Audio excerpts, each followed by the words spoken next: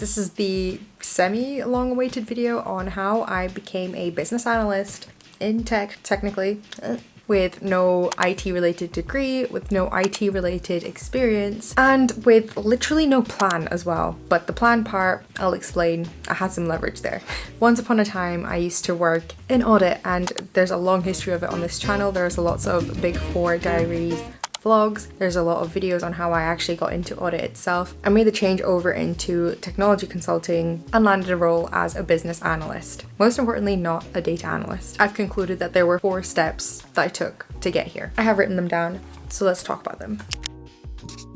Now, the first thing is I've leveraged my skill set inside and outside of work. When I was a budding teenager, I spent my time creating and coding WordPress themes, doing a lot of front-end web design instead of playing outside, I know.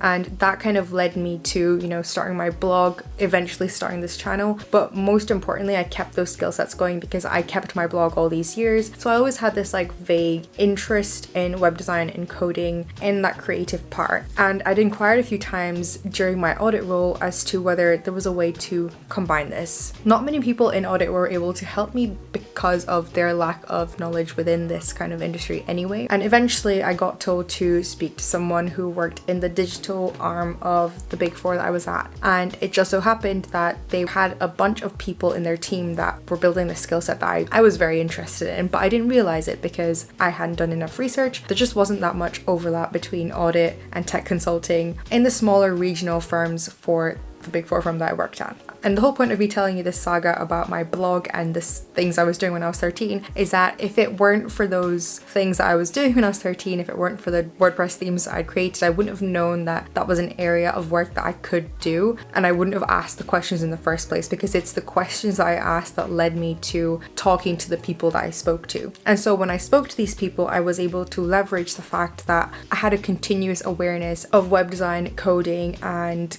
being slightly entrepreneurial by selling some of these designs when I was younger. And then what I didn't know when I was having these conversations is that tech is just such a huge umbrella, and that of course there was an arm of the business of the firm that I worked at that worked and operated in this area. And the first major key thing that I did was leverage the stuff that I knew outside of work to get me something that I could do within work. I didn't just rely on the skills that I'd built in audit, and I didn't just hammer those home. I brought in everything that I know and everything that I'm interested in to try and have a conversation with someone, to try and find a job that I knew I'd be interested in. The second piece of advice is a great piece of advice I received from an accidental mentor, and the mentor was also a result of me just networking at my firm and meeting new people. One of the new people I happened to meet was a new hire into this new part of the business that I didn't even know at the time I wanted to work in. And a great piece of advice that she gave me was to do a gap analysis of my skills in terms of what I'm skilled at now and what the skills are of someone who works in the tech industry or the tech consulting industry, and do a little analysis on what's missing. That then allows me to focus on preparing myself for interviews by maybe doing little courses, maybe doing a little bit of research, watching YouTube videos to try and fill in the gaps I identified and close up the skills matrix that I'd created. This was a great piece of advice because by virtue of doing more research into areas I didn't know, I found out about more jobs and more skills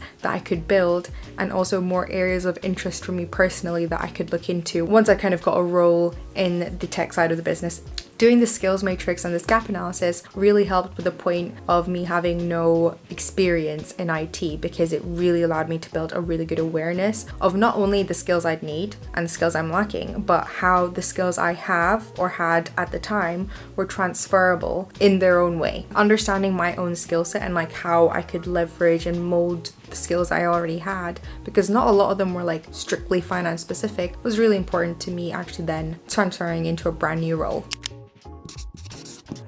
Another really important part of how I became a business analyst in IT without a plan was literally not having a plan. And just hear me out on this one, because I did this on purpose. I was at a point where I had no idea what the next step was in my career. I just knew it was different, and I just knew it was under the umbrella of tech. I thought that being more specific would actually be more limiting in terms of what I could actually do. There were only 2 priorities for me at that time: having as many conversations as possible to just make sure that my second priority, being as transferable as possible, was going to happen and was practical.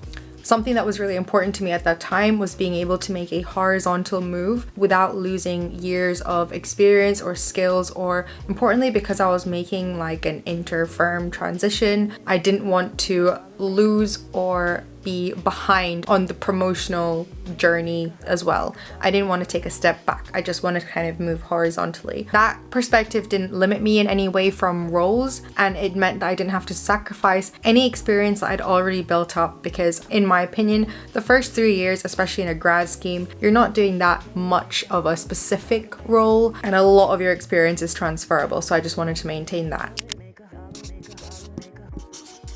And the fourth and final thing I did was leveraging my network and just leveraging the people that I worked with. Now, I didn't start the grad scheme knowing that I would be leaving the grad scheme and the finance function completely. And something I talk about in all my networking videos is just purely being myself. Towards the latter half of my grad scheme, I was really comfortable with who I was and whether I fit or didn't fit into certain people's professional tick boxes. And I was completely fine with that. But being myself enabled me to make connections at work that I wouldn't have otherwise made, because I was open to meeting people and I was open to speaking to as many people as possible, and I knew the power of just being like kind in the moment. I knew I just worked at this massive firm that had loads of people employed in loads of different regions, in loads of different sectors and loads of different departments, and that had to benefit me in some way. As much as I utilized the network of people I actually knew, who knew me, who I'd had conversations with, I also utilized the fact that I had this one degree, this one connection or one thing in common with a lot of people that I could use to then